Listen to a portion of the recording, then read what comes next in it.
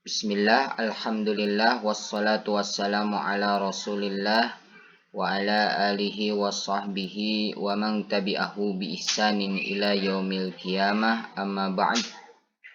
Puji serta syukur kita panjatkan kehadirat Allah subhanahu wa ta'ala yang telah melimpahkan tiada terhingga nikmat kepada kita, dengan nikmat yang paling utama adalah nikmat iman serta Islam. Salawat beserta salam tercurah dan terlimpah kepada baginda alam, Rasul yang mulia, uswah teladan, yaitu baginda Nabi Muhammad sallallahu alaihi wasallam. Pada kesempatan kali ini, channel Mahdi Bahtiar akan membahas tafsir surah Al-Fatihah bagian keempat, yaitu tafsir hamdalah ya. Jadi surah Al-Fatihah ayat kedua, dan tafsir ini diambil dari kitab Lubabut Tafsir min Ibni Katsir yang disusun oleh Dr. Abdullah bin Muhammad Al-Syekh.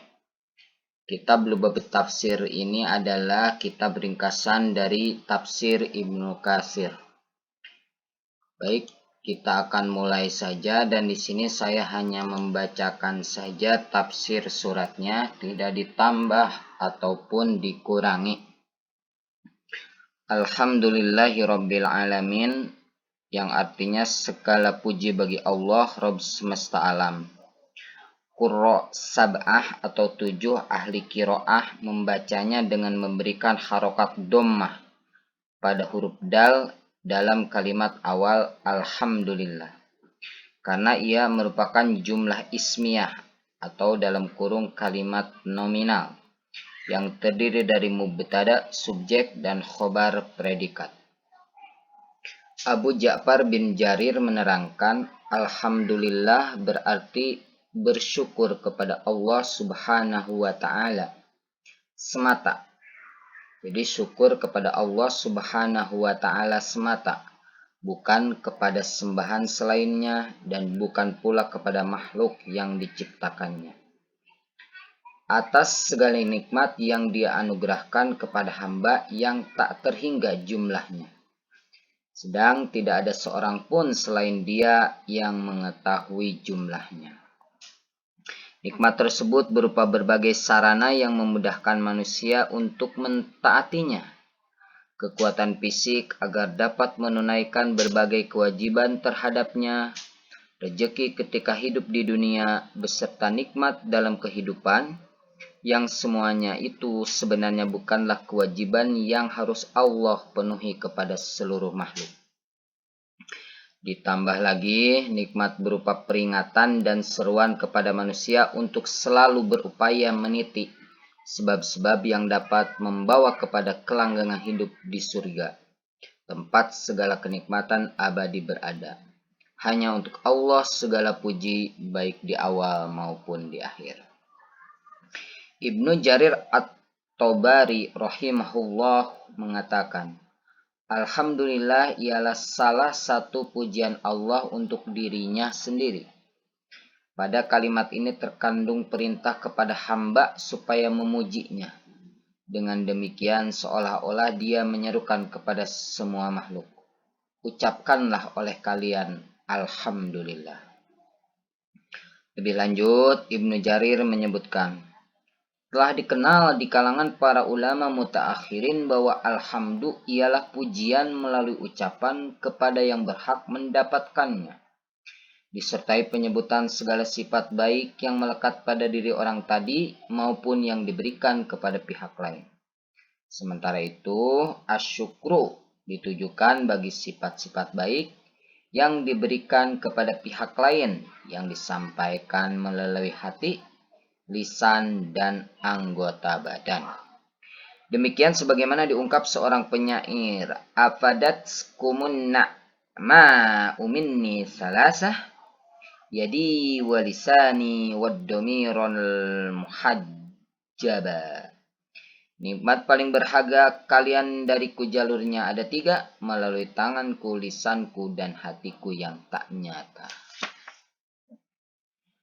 Namun, para ulama berbeda pendapat tentang mana yang lebih umum, alhamdu ataukah asyukru. Mengenai hal ini terdapat dua pendapat. Setelah diteliti antara keduanya, terdapat keumuman dan kekhususan. Alhamdu lebih umum daripada asyukru, karena ia ditujukan pada sifat-sifat yang berkaitan dengan diri sendiri dan yang ditujukan kepada pihak lain. Misalnya perkataan Anda berikut ini. Aku memujinya, alhamdulillah, karena sifatnya yang kesatria dan karena kedermawanannya. Di sisi lain ia bersifat khusus karena hanya bisa diungkapkan melalui ucapan. Sedangkan asyukru, ia lebih umum daripada alhamdulillah karena dapat diungkapkan baik melalui ucapan, perbuatan, ataupun niat. Namun di sisi lain, asyukru lebih khusus karena Anda tidak bisa mengatakan aku berterima kasih kepadanya karena sifatnya yang kesatria. Namun Anda bisa mengatakan aku berterima kasih kepadanya atas kedermawanan serta kebaikannya kepadaku. Demikian itulah pandangan beberapa ulama mutaakhirin.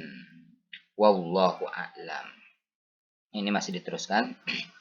Diriwayatkan dari Al-Aswad bin Sari, dia berkata, "Ya Rasulullah, ala unshiduka mahamidah hamidtu biha rabbi tabaraka wa ta'ala."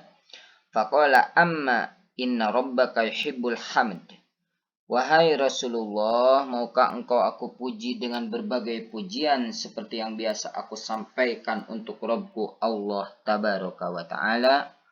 Maka beliau bersabda, adapun Rabbmu, sungguh dia menyukai pujian. Alhamdulillah.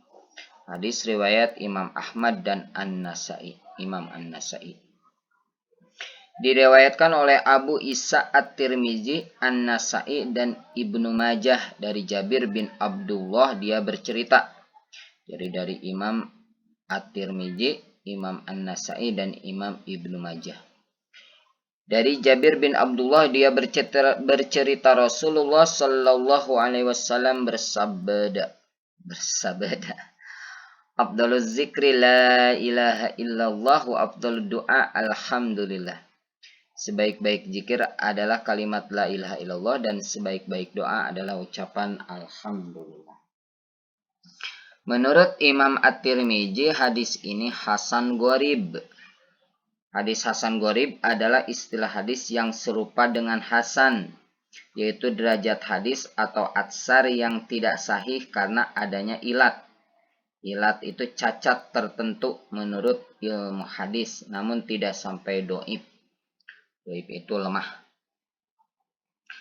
Dan diriwayatkan oleh Ibnu Majah dari Anas bin Malik radhiyallahu anhu, Nabi sallallahu alaihi wasallam bersabda, "Ma an'amallahu ala abdin ni'mah faqala alhamdulillah illa kana alladhi u'tiya afdala mimma ujid."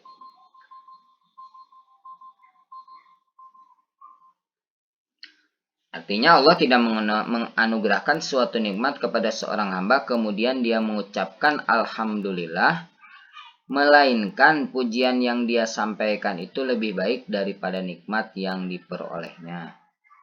Huruf alif dan lam pada kata alhamdu menunjukkan bahwa segala jenis dan bentuk pujian itu hanya untuk Allah Subhanahu wa ta'ala. Ar-Rabb adalah pemilik, penguasa, dan pengendali. Menurut bahasa Arab, kata Rabb ditujukan kepada Tuan dan siapa yang berbuat demi perbaikan. Dan sifat ini hanya berhak ditujukan kepada Allah Subhanahu wa ta'ala. Kata Ar-Rabb tidak digunakan untuk selain Allah. Kata ini baru dapat digunakan untuk selainnya jika disambung dengan kata lain. Misalnya Rabbud Dar, pemilik rumah. Sedangkan kata Ar-Rabb secara mutlak ia hanya boleh digunakan untuk Allah Azza wa Jalla.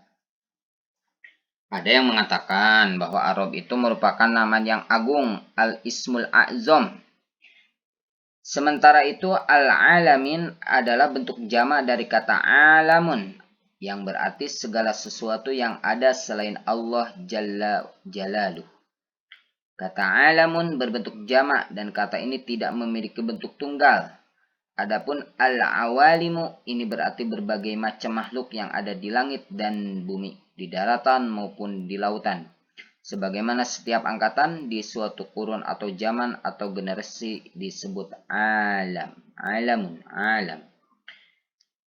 Imam Bishr bin Imarah meriwayatkan dari Abu Ra'uk dari Imam Ad-Dahhak dari Imam Ibnu Abbas.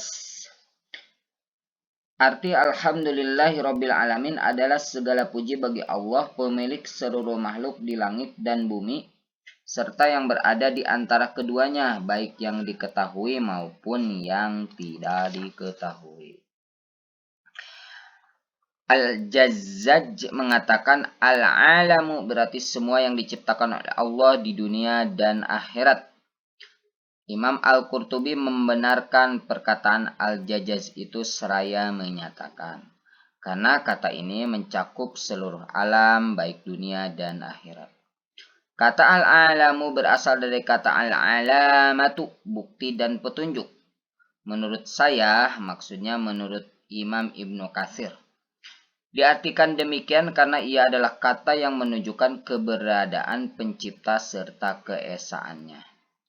Ibnu Mu'taz pernah mengungkapkan, "Faya ajaban kaifa yu'sal ilah, am kaifa yajhaduhul jahid, wa fi kulli syai'in lahu ayah, tadullu ala annahu wahid."